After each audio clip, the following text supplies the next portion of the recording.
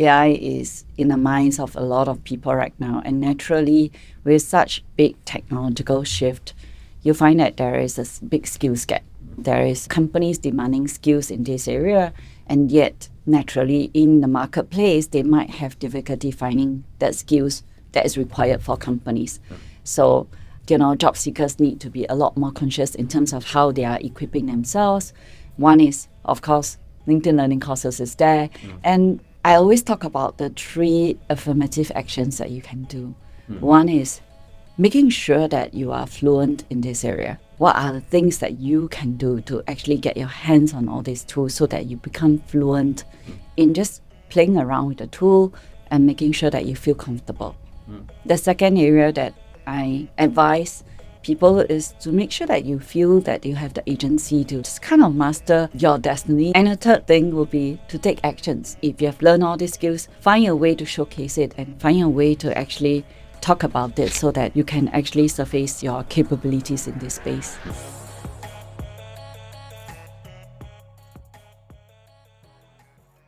Welcome to Analyse Asia, the premier podcast dedicated to dissecting the pulse of business, technology, and media in Asia. I'm Bernard Leong, and LinkedIn has been the professional heartbeat in the Asia Pacific. Every minute on LinkedIn, 47 people are hired and over 10,000 people apply for jobs. How is this real-time scale of hiring playing out in the Asia Pacific region? And what impact does it have in companies and professionals in the era of generative AI? With me today is Feon Ang, Managing Director for Asia Pacific LinkedIn, to discuss the company's business footprint in the region, the changing world of work in AI, and how LinkedIn is helping professionals to navigate this new landscape. So, Feon, welcome to the show. Thank you, Bernard, for having me. I have to tell you, I began as the first LinkedIn influencer when the LinkedIn Asia Pacific was set up with Arvind Rajan. That's cool. Yeah. So that was the first that I began. But today I have you here, and this has been an interview that I really wanted to get my hands into. So first, I wanted to, usually for all my guests who come to the podcast, I want to hear their origin story. How did you start your career? Well, when I first graduated, I started my career in a company called Dun & Bradstreet, which is a US company. I was there for a very short stint because I was young and just exploring different things. And then I stayed a longer stint in the next company, which is Marie Claire, a publication company. And when I was there, I had a lot of fun. But during that period, it's also the period where everyone is talking about tech. And in my mind, I just feel like tech is the new industry I need to get into. And fortunately, I was able to move from a publishing firm to Ingram Micro that led me to Gartner, which is an IT advisory firm. And here I am after Gartner, I'm in LinkedIn. And it's really someone who left Gartner and at that time told me how wonderful LinkedIn is and recommended me to this job. So what actually led you to this role in LinkedIn? So when I joined LinkedIn, I was managing Southeast Asia. At that time, the time and place in my life was that I had 3 young kids. And I was very happy to be doing that job. And as I was able to actually still really contribute and see the vision of the company, I was very fortunate that I had the support of Arvind that you mentioned, and Yes. Hari and Olivia, who were my predecessor, that they Yes. actually groomed me and prepared me for the managing director role. So looking back on your experience now leading LinkedIn's business across such a diverse region, what lessons can you share about your career journey with my audience out there? Well, there are many lessons, I would say, but from the perspective of LinkedIn, I've learned to realize how important you stay true and to your calling, to the true north of the company, which is the vision of this organization, and how it's so essential to keep to the values of this organization, which is members first. If you don't understand the concept of members first, it's very difficult to, all your decisions is made towards understanding how important it is to have a members first philosophy. And I feel like that is so important to really understand and internalize it so that when you make decision, it's made around that value statement. The second learning would be the understanding of scale. When I first joined LinkedIn, I was told, and we hear this all the time, every second, 2 new members join the platform. But today, every 1 second, 7 new members join the platform. It goes to show that scale matters. And at that time, I thought, wow, LinkedIn is so big. But today, if you look at it, every 1 second, 7 new members are joining. So the power of scale is not to be underestimated in terms of how people connect with each other and learn from each other. And a third, I would say trust. Because a platform without that trust is not sustainable. I was just having a conversation the other day with a CEO, and he said he loves posting on LinkedIn. He said that what he posts on LinkedIn, he gets a lot of constructive feedback. And he said these comments help him to think and allow him to feel that what he wrote on the platform is meaningful because the feedback is constructive. And he asked, why do you think that's the case? I kind of thought for a minute, and I think it's really because the platform has gotten lots of trust among its people. And also the members has an identity. So when people has an identity associated, they tend to be a lot more thoughtful with the comments that they put there. So I thank you for those points of thoughts. I want to come to the main subject of today. I want to talk about LinkedIn's current business footprint in Asia Pacific and also the impact of generative AI in the Asia Pacific. But first, maybe we should first start for our audience out there. Could you describe LinkedIn's overall mission and how is it specifically playing out in the Asia Pacific region? Well, our vision statement is to create economic opportunity for every member of the global workforce. And I think it's important that when you look at that statement and understand the platform itself, we have 1.3 billion members on our platform, 70 million companies represented. And at any one time, we can see what are the jobs that our companies, what kind of skills companies are looking for, and what kind of applications. For every 1 minute, 47 hires are made and 10,000 applications happen on our platform. And it goes to show that when you have that kind of data, you really can take a bird's eye view of what's happening around the world and understanding how is skills framework changing? How are people looking? What kind of jobs are people looking for? And what kind of skills are in demand? And understanding that perspective gives you a general sense of the workforce transformation that's happening right now. So Asia Pacific is LinkedIn's largest regional member base, right? With over, I think, 343 billion. Make sure you correct me if the numbers are wrong. 3 million members. So what do you think explains the scale and engagement now in the Asia Pacific region? Yeah. Well, 3 of the 5 largest economies is in Asia Pac. You have got China, India, Japan, and we think, and I believe that Asia Pac will continue to be a very important platform for members to actually find each other, engage, and have a trusted knowledge exchange. If you look at the numbers itself, India is one of our fastest growing members, growing by 22% year on year, and 155 million represented on our platform. That's a large number. So in that sense, you find that there's a young and mobile workforce that is happening in this part of the world that is eager to learn, eager to connect, eager to find their next opportunity on the platform. People connect to find their job opportunities, connect to find businesses, connect to learn and to upgrade themselves. Partly because the Asian culture is very much driven by wanting to learn more and just keep growing. And you find that a large consumption of our AI skills and learning hours are happening in this part of the world as well. Yeah, I think the LinkedIn learning videos are pretty good. Even I myself also watch it sometimes. So how would you now characterize LinkedIn's business footprint in the Asia Pacific today from the size and growth of the member base and also the kind of breadth of services that you're actually offering? I know there is, I probably might get this wrong, but there's marketing solutions, there's sales navigator, and also I think premium members on your site as well, which I am a proud premium member. Oh, that's great. So if you look at our members, when I first joined, it was 25 million. Today is 343 members. And every second, like I mentioned, 7 new members are added. So from our professionals and in terms of our platform, continues to grow quite rapidly. In terms of our business, we just crossed 17 billion globally. Wow. And it's quite a sizable business. And like you mentioned, the different business lines from talent and learning business That's actually one of our core vision statement, which is really equipping organizations to find the right talent on our platform, and for professionals, job seekers, to find jobs. So in terms of our talent and learning, we also help organizations to equip them with the learning courses. Like you mentioned, LinkedIn learning courses. Actually, a lot of organizations subscribe to our talent and learning solutions.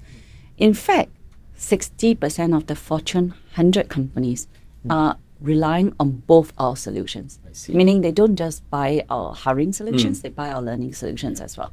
And if you look at the consumption, we have 24,000 learning courses on our platform. So, and the most consumed courses right now, you can imagine, is AI. AI. Yep. I hear you. Yeah. So in 2024, LinkedIn achieved the highest engagement rate across all social platforms.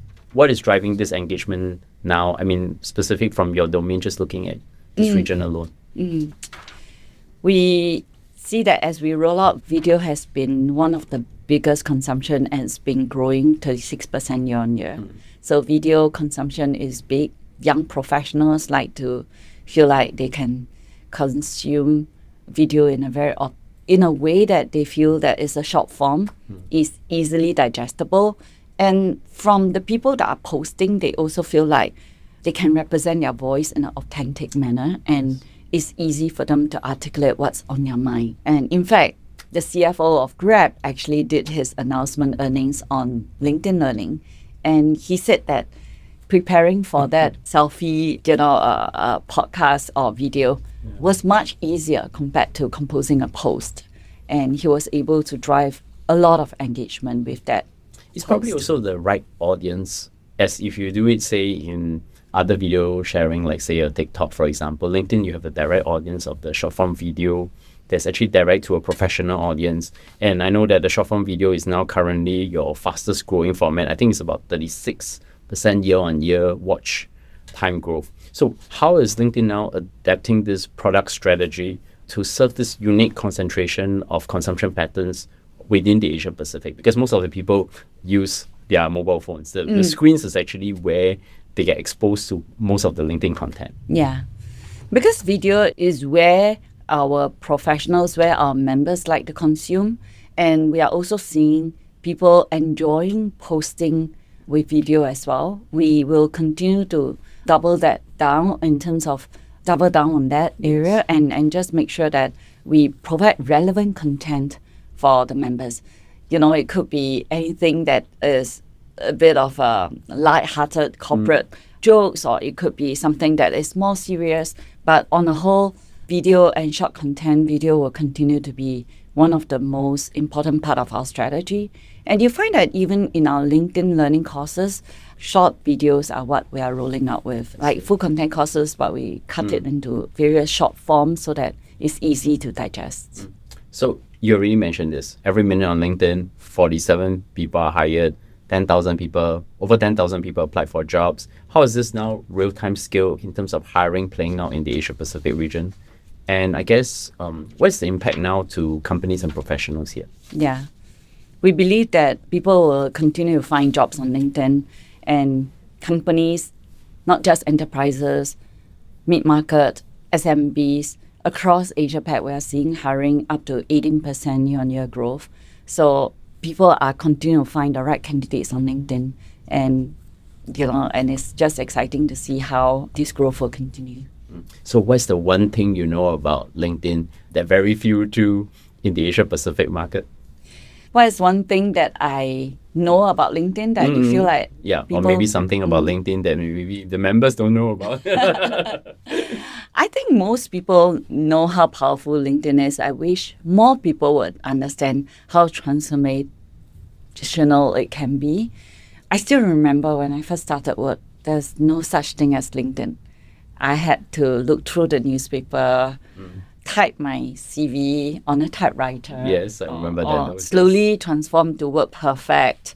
But those were the days, But if you look at where we are today, I think LinkedIn is a very powerful platform that allows you to kind of keep in touch with what's happening in the world, get expert knowledge from trusted sources, at the same time, be able to find jobs that is relevant. In fact, we roll out like Gen AI for job seekers, and that allows you to use a natural language to find jobs. For example, maybe I want to be a creator in a hospitality world. You know, like you can use your like natural language and say the skills that you want to bring and find a job that you will really find delight in. That's a perfect segue. We want to talk about AI and the changing nature of work. I know nowadays if you write a message on LinkedIn, you can actually do a rewrite with AI feature, which is very common, but we are going to talk more about that in a way. So I think first we talk about the changing of work with AI. I think other than that, how is LinkedIn now helping organizations to think about AI in order for them to stay competitive? Yeah. I think when we think about the word AI, it feels like, okay, everyone is talking about it. Yeah. Exactly how is it taking off? You know, as in any kind of big shift in technology, there will always be uneven adoption. Yeah. So there will be some companies that are very eager to jump on the bandwagon. There will be some that are slow in just kind of picking up that, you know, the big movement. So there will be uneven adoption. There will be skills gap naturally. So the way we're thinking about it is how do we equip organizations so that it becomes a part of how they think about their work. And the key is how do you make it simple enough so that it's not scaring people off. And we're very happy to kind of roll out LinkedIn hiring assistance to organizations. LinkedIn hiring assistance, for short, we call it LIHA. And LIHA basically allows organizations to actually take the mundane work out of what a sourcing organization, when a TA team, usually they have to source a lot of That's candidates. right. Sometimes they have to look through like 300, 500 candidates in order to find one ideal candidate. But today, if you're able to describe the type of individuals you're looking for, AI can do the sourcing for you. So it really takes a lot of mundane work. And the beauty is now the recruiter can concentrate on that conversation with those candidates that you have found. And that meaningful conversations is what makes work a lot more delightful. If I were to think about the impact of generative AI, I think jobs are currently evolving very rapidly, right? I think about some studies suggest about 70% of the skills of today's roles will change within the next 5 years. I think how is LinkedIn now preparing businesses and professionals in the Asia Pacific to sort of navigate and also anticipate the change? Yeah. Like I said, you know, with all this technology shift, even when we talk about industrialization, terms of industrialization to the different tech, when it first take off, there will be uneven adoption. So our job is to really work with organizations as well as job seeker to make, that's why we make Gen AI incorporating some of this into the tools that every member use every day. They are becoming very familiar with it. With organizations, there are different platforms where we have AI coaching, where we actually help organizations with creating learning pathways for each individual that is tailored for individual needs. Say, for example, I am currently a managing director of LinkedIn. I have a desire, say, I want to become a CEO. And what would be the kind of learning pathways that is necessary for me to be a CEO of a company? So that kind of tailored learning pathways is very unique. On top of that, it also has a learning coach. So if I struggle with some difficult, giving feedback, say for example, I can actually have a practice with an AI coach. So it's highly valuable. So you're thinking about in terms of a coach that is beside you through LinkedIn and helping you to shape and help you to learn more new things. Yeah, Because it's a trusted social network. It's a soft skill that an individual need to develop. And with AI coach, you can actually practice that. So that's is highly valuable for a lot of people. And companies are adopting LinkedIn Learning not just for its content, but for its relevancy in terms of rolling out AI coaches for each of their employees. And then when it comes to LIHA or even in the B2B campaign, marketing campaign, marketeers used to spend so many hours trying to put a campaign together. Today, with our AI, we are able to actually help marketing managers to pull campaign in minutes. Given the rise of generative AI, how is it changing the expectations of the job seekers and recruiters within the Asia Pacific region? Yeah. So we're talking about how AI is in the minds of a lot of people right now. And naturally, with such big technological shift, you find that there is a big skills gap. There is companies demanding skills in this area, and yet naturally in the marketplace, they might have difficulty finding that skills that is required for companies. So, job seekers need to be a lot more conscious in terms of how they are equipping themselves. One is, of course, LinkedIn Learning courses is there. And, I always talk about the 3 affirmative actions that you can do. One is making sure that you are fluent in this area. I think what are the things that you can do to actually get your hands on all these tools so that you become fluent in just playing around with the tool and making sure that you feel comfortable. The second area that I advise people is to make sure that you feel that you have the agency to just kind of master your destiny in that sense, that you have the agency The specific professional skill that you're supposed to be going towards, say maybe being a lawyer, being an accountant, and having AI to enable you. Exactly. You should actually kind of double with that and feel equipped that you need to kind of pick up these skills. And the third thing will be to take actions. If you have learned all these skills, find a way to showcase it and find a way to actually talk about it so that you can actually surface your capabilities in this space. I think as a adjunct associate professor now in NUS Business School, I'm teaching a lot of graduates. And given there's this recent trends of employers hiring fewer graduates and relying more on AI, I suspect it's not the AI. I suspect it's more because of the current, what is happening in the geopolitical world, and people are actually, business need to plan. So, but I would have a different question for you. What would be your advice to young graduates entering the workforce? Yeah. I think it's similar to what I said earlier about fluency, agency, and action. So, making sure that you are, getting your hands into all these tools and making sure that you become fluent in this space. AI is here to stay. It is no ordinary time, as my CEO would say. It is a time right now for us to make sure that we are playing with it, understanding it, and doing something about it.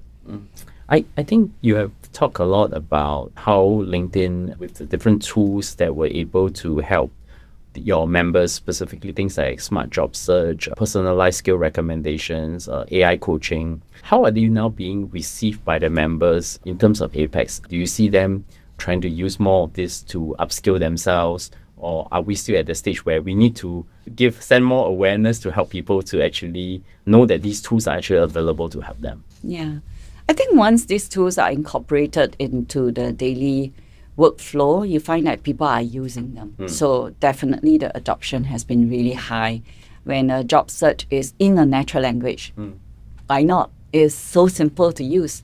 When an assisted message is there for you to use, usually people find that writing the first message is always the hardest. But when you have an AI assisted message to actually help you, and then the human element, you can't run away the human element. You still need to make your own edit. You still need to, get your eyes over it so that it's actually coming from you in the most authentic manner. I always tell my students not to get the generative AI thing to write for you. You should write your own message and then get the generative AI to help you to fine-tune the message. Yeah. The message is unique, but not the AI tool itself. I think in your position, you probably have spoken to government, many institutions out there in the region who definitely would want to partner with you. Can you tell me how does LinkedIn, or maybe in your own personal capacity, help collaboration to support the workforce development and also the upskilling within the Asia Pacific region? I know that's something that you have been doing across the region. Yeah, I'm very passionate about this because I feel like it's in line with our vision, in line with our value statement as well. And I think if you look at the various programs that we roll out, one is what we call the LinkedIn coaches. So we work with Daughters Tomorrow. We work with, underprivileged groups in terms of how we can equip them. And we give them access to LinkedIn learning tools so that they are not left behind. So those are the LinkedIn coaches when we actually get our employees involved to be part of the coaching, to actually help them to understand how to maximize the use of these tools. We also work with, recently I worked with MVPC to celebrate SG60. Yes.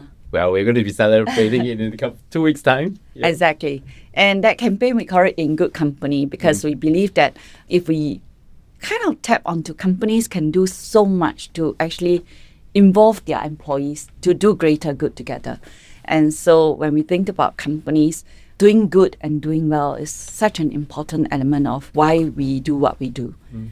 And then the third area would be really understanding some of the challenges that organizations are going through. So we partner with organizations like Learning Hub to actually really use them as a third party and actually collaborate with them and form a partnership to understand how we can reach out to companies that is trying to equip their employees as well. You're referring to the National Trade Union Congress. For those out there, it's NTUC Singapore. Yes. And that helps to reach out to more of the employees base as well.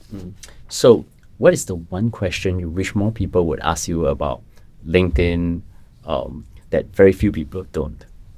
One question I wish people would ask me about LinkedIn. More. Ask me more about LinkedIn. People tend to think like, oh, LinkedIn, maybe the first thing that come to mind is that you are like another social media platform and they don't understand the difference.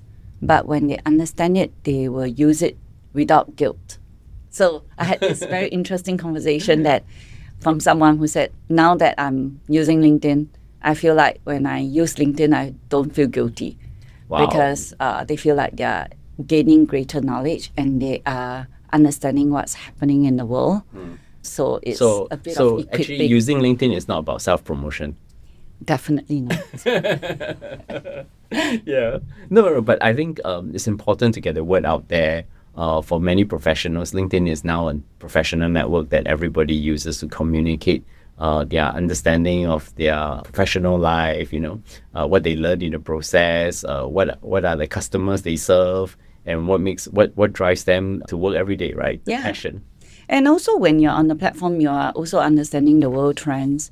You are hearing what other CEOs are talking about, because we have a lot of CEOs posting short form videos on LinkedIn. They are posting their knowledge on LinkedIn. So you get to learn what's happening as well. I saw the famous video by Bill Gates and his daughter. His daughter started a company, and then he said he's doing this short form video of him doing customer service for his daughter's company on LinkedIn. I was like, wow, it's like we get the access to global messages all out there, and we can actually even learn from those global messages out there. Exactly. So my traditional closing question: what does great look like for LinkedIn to you in the Asia Pacific? Great looks like, I hope that there will be even more members on LinkedIn so that they get to benefit the goodness of this platform, finding jobs, finding the economic opportunity, finding businesses that they need to find, and helping organizations, helping professionals, helping everyone in the workforce to be successful. Feon, many thanks for coming on the show, and I really appreciate having you here to talk about how LinkedIn is helping all the professionals and business owners out there in the Asia Pacific. And of course, in closing, I have two very quick questions. First thing, any recommendations you have that inspired you recently? Well, two. One is I've been reading the book Super Agency by Reid Hoffman. The second is LinkedIn. Yes. The second is actually interesting. Is a 30-day AI guide. Mortal Henderson is an AI principal instructor in LinkedIn, and I've just been following his 30-day guide. And all you need to do is do one thing, one day at a time, and you put that into practice. So that has been super helpful for me. So how can my audience find you? And if anything that you want to share about LinkedIn to them? Find me on LinkedIn. Okay, great. We will do that. For all the audience out there, you can, of course, send us a feedback on Analyse Asia. Of course, subscribe to us on Spotify, YouTube. And of course, LinkedIn is actually a very important channel where we send out short videos. So, Feon, many thanks for coming on the show, and I look forward to speak to you soon. Thank you.